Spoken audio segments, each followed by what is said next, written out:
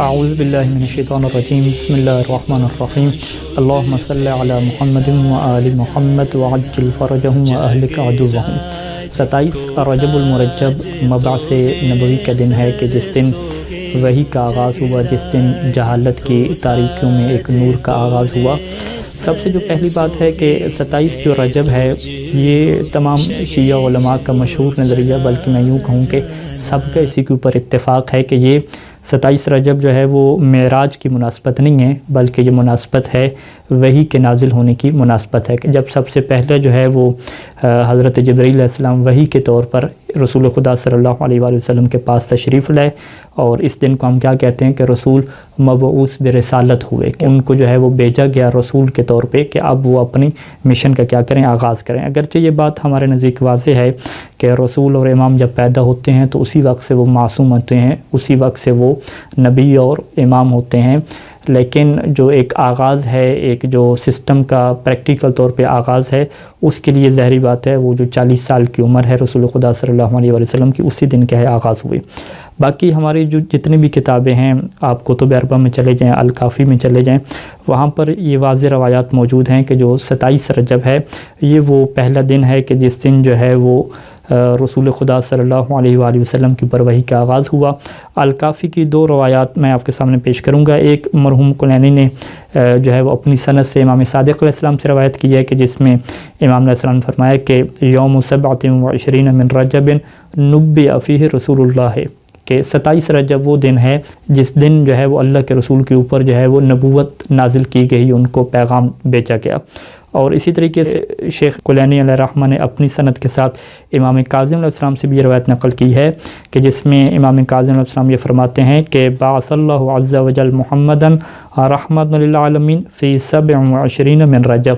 کہ 27 رجب کو جو ہے وہ اللہ نے اپنے جو ہے وہ حبیب جو محمد ہیں ان کو جو ہے وہ عالمین کے لیے رحمت بنا کر بھیجا۔ اسی طریقے سے شیخ صدوق علیہ الرحمہ نے من لا یعذر الفقیہ میں اور بہت سارے دیگر علماء نے بہت ساری روایات اہل بیت علیہ السلام سے نقل کی ہیں کہ جو 27 رجب ہے یہ جو دن ہے وہ وحی کے آغاز کے دن ہے، یہ جو دن ہے وہ رسول خدا صلی اللہ علیہ وآلہ وسلم کی بعثت کا آغاز ہو رہا ہے، وہ مبعوث برسالت ہو رہے ہیں، یہ وہ دن ہے۔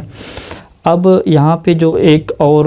نظریہ آیا جاتا ہے اہل سنت کے ہاں کہ قرآن کا جو آغاز ہے وہ 27 رجب کو نہیں ہوا بلکہ وہ ماہ رمضان میں ہوا، اور اس کے لیے سورہ قدر جو ہے وہ قرآن مجید کی آیت پیش کی جاتی ہے کہ انا انزلناہ فی لیلۃ القدر، کہ ہم نے قرآن کو جو ہے وہ لیلۃ القدر میں کیا ہے نازل کیا۔ تو مفسرین نے اس بارے میں مختلف جواب دیے ہیں کہ جس میں سے ایک مختصر جواب یہ ہے کہ یہ جو کہا جا رہا ہے کہ ہم نے قرآن کو لیلۃ القدر میں نازل کیا، حالانکہ قرآن جو ہے وہ 23 سال میں 23 ایئرز میں کیا ہے نازل ہوا، تو یہ وہ قرآن کا نزول دفعی ہے کہ ایک ہی دفعہ میں قلب مصطفیٰ پہ کیا ہے قرآن کو نازل کر دیا گیا۔ پھر اس کے بعد آیات جو ہیں وہ قرآن مجید کی مختلف ہیں کہ جس میں جو ہے وہ سورہ بنی اسرائیل کی 106 نمبر یہ آیت موجود ہے کہ وہ قرآن فرقناہ، اور قرآن کو ہم نے جدا جدا رکھا ہے لتقرأوا للناس، تاکہ آپ لوگوں کو جو ہے وہ یہ پڑھ کے سنائیں ٹھہر ٹھہر کے، وَنَزَّلْنَاهُ تَنزِيلًا، اور ہم نے اس کے بتدریج کیا نازل کی ہے۔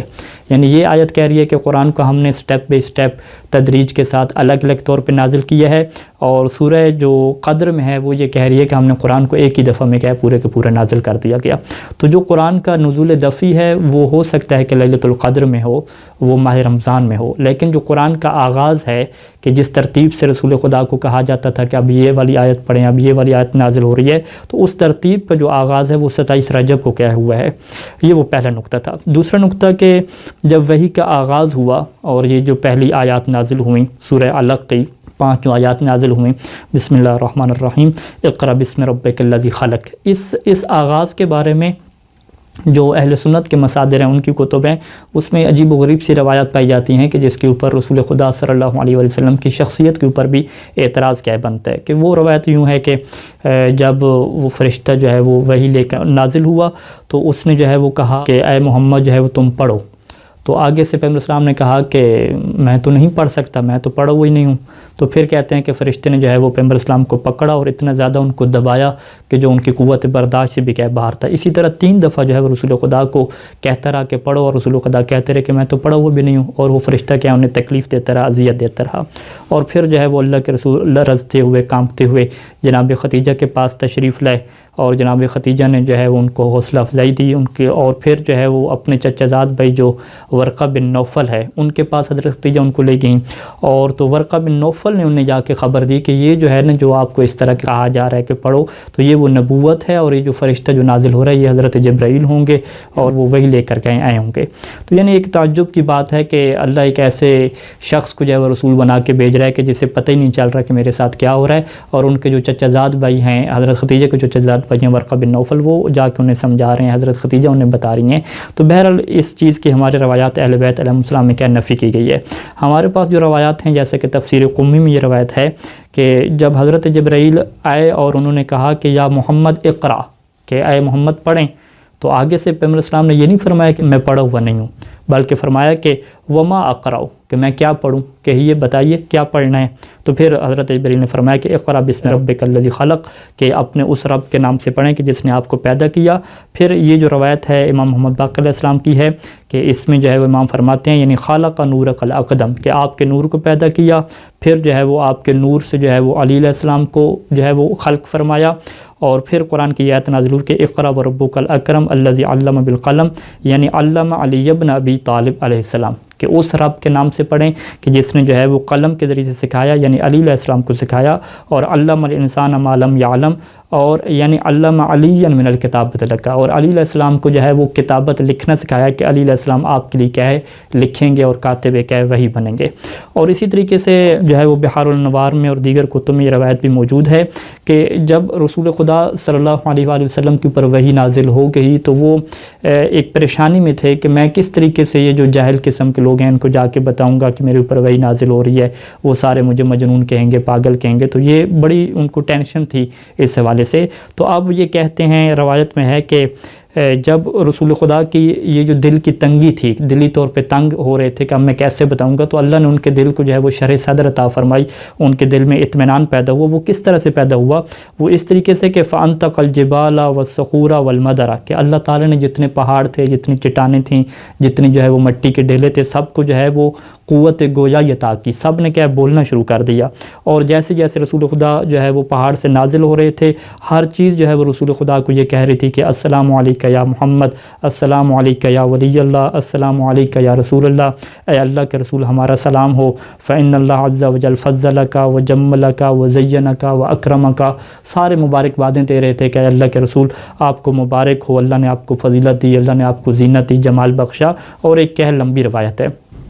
یعنی پیغمبر اسلام صلی اللہ علیہ وسلم بڑے مطمئن طریقے سے جو ہے وہ نازل ہوئے ہیں، اور بہت زیادہ جتنی بھی کائنات کی مخلوقات تھیں سب ان کو جو ہے وہ ہدیہ تبریک پیش کر رہی تھی، مبارکباد پیش کر رہی تھی کہ آپ اعلان کر دیں، اور کسی قسم کی جو ہے وہ ٹینشن کی بات، کسی قسم کی گھبرانے کی بات کیا ہے نہیں ہے۔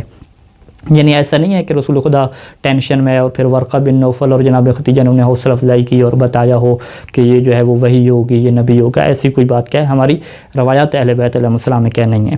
آخری نقطہ کہ